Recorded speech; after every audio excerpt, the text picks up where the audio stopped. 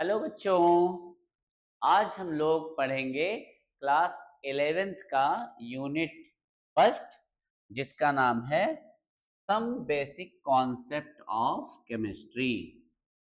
Some basic concept of chemistry. ठीक है बच्चों, और ये चैप्टर बहुत ही इम्पोर्टेंट है और पूरी केमिस्ट्री में, जैसा कि नाम से ही लग रहा है कि छोटे छोटे ढेर सारे कॉन्सेप्ट पूरी केमिस्ट्री से बनाए गए हैं इसमें और रखे गए हैं इस चैप्टर में। छोटे छोटे कई कॉन्सेप्ट इस यूनिट में रखे गए हैं। सबसे पहले बच्चों हम लोग बात करेंगे, एटम की बात करेंगे। एटम क्या होता है? Smallest particle of any matter which may और may not be exist independently.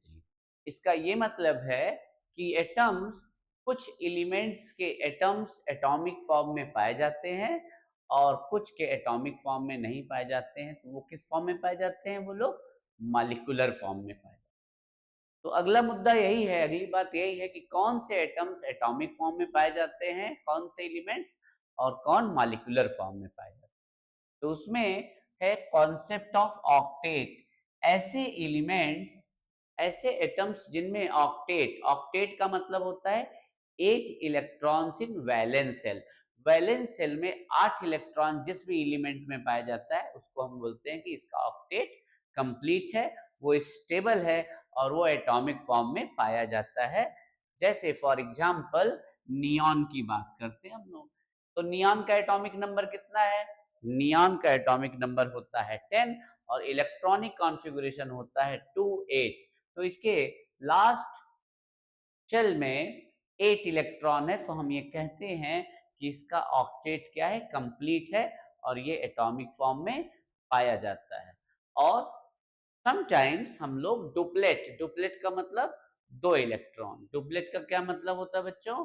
2 electrons in valence shell. जब वैलेंस सेल में 2 इलेक्ट्रॉन होता है तो उसको हम लोग बोलते हैं डुप्लेट, और ये भी केमिस्ट्री में क्या स्टेबल माना जाता है। जैसे कि हीलियम है, हीलियम स्टेबल माना जाता है। तो ऑक्टेट और डुप्लेट स्टेबल माने जाते हैं। बाकी एलिमेंट्स के साथ कैसे होता है? जैसे हाइड्रोजन है, उसके पास एक ही इलेक्ट्रॉन है। हाइड्रोजन एटॉमिक फॉर्म में नहीं पाया जाता। क्यों? जैसे सपोज कर लीजिए हाइड्रोजन के पास एक इलेक्ट्रॉन है, तो इसका कॉन्फ़िगरेशन क्या हो गया? 1s1। इसका मतलब है हाइड्रोजन के पास कितने इलेक्ट्रॉन्स हैं? हाइड्रोजन के पास एक इलेक्ट्रॉन है। तो हाइड्रोजन के पास एक इलेक्ट्रॉन है तो ये एटॉमिक फॉर्म में नहीं पाया जाएगा। ये किस फॉर्म में पाया जाएगा बच्चों? ये पाया जाएगा मॉलिक्यूलर फॉर्म में। कैसे? ये हाइड्रोजन एक दूसरे हाइड्रोजन के साथ क्या करता है? शेयरिंग करता है, कोवेलेंट बॉन्ड बनाता है, और इस शेयरिंग से दोनों ही हाइड्रोजन के पास दो दो इलेक्ट्रॉन, इसका मतलब है डुप्लेट कंप्लीट कर लिया इसने। और ये किस फॉर्म में पाए जाते हैं? मॉलिक्यूलर फॉर्म में। हाइड्रोजन हाइड्रोजन के बीच में एक सिंगल कोवेलेंट बॉन्ड, तो हम लोग बोलते हैं H2 या डाई हाइड्रोजन मॉलिक्यूल। तो कुछ एलिमेंट्स, कुछ एटम्स एटॉमिक फॉर्म में पाए जाते हैं और बाकी सारे मॉलिक्यूलर फॉर्म में पाए जाते हैं। ठीक है बच्चों, तो ये एटम का कॉन्सेप्ट क्लियर हुआ। तो हम लोग 20 एलिमेंट की बात करते हैं, एटॉमिक नंबर 1 to 20। जैसे यहाँ पर hydrogen, helium, lithium, beryllium, boron, तो 20 एलिमेंट्स का हम लोग क्या एटॉमिक नंबर याद रखते हैं, उनका सिंबल याद रखते हैं और उनका नाम। तो यहाँ पर हम लोग नाम लिखेंगे, ये आप लोगों का होमवर्क है। तो 20 एलिमेंट हाइड्रोजन से लेकर के कैल्शियम तक, एटॉमिक नंबर 20 तक आपको लर्न करना है। और आगे हम लोग देखते हैं बच्चों, how to calculate number of proton, electron and neutron. तो प्रोटॉन, इलेक्ट्रॉन और न्यूट्रॉन कैसे कैलकुलेट करते हैं किसी भी एटम में? बहुत ही आसान है बच्चों। Z एटॉमिक नंबर के ही बराबर होता है नंबर ऑफ प्रोटॉन, और नंबर ऑफ इलेक्ट्रॉन भी उसी के बराबर होता है। शर्त केवल एक है, एटम कैसा होना चाहिए? न्यूट्रल। न्यूट्रल एटम में इलेक्ट्रॉन और प्रोटॉन बराबर बराबर होते हैं। इसी से इलेक्ट्रॉन पे जितना निगेटिव चार्ज होता है, प्रोटॉन पे उतना ही पॉजिटिव, और दोनों मिल करके क्या हो जाते हैं? न्यूट्रल हो जाते हैं। तो बच्चों एटॉमिक नंबर के ही बराबर प्रोटॉन की संख्या और उसी के बराबर इलेक्ट्रॉन की संख्या अगर एटम न्यूट्रल है। एटॉमिक मास बराबर होता है प्रोटॉन और न्यूट्रॉन के, ठीक है बच्चों। और A equal to P plus N, P की जगह पे हम लोगों ने यहाँ पे क्या रख दिया Z, क्योंकि प्रोटॉन की संख्या किसके बराबर है, एटॉमिक नंबर के बराबर है, तो P की जगह हमने लिख दिया है Z एटॉमिक नंबर। तो न्यूट्रॉन की संख्या हो जाएगा atomic mass minus atomic number.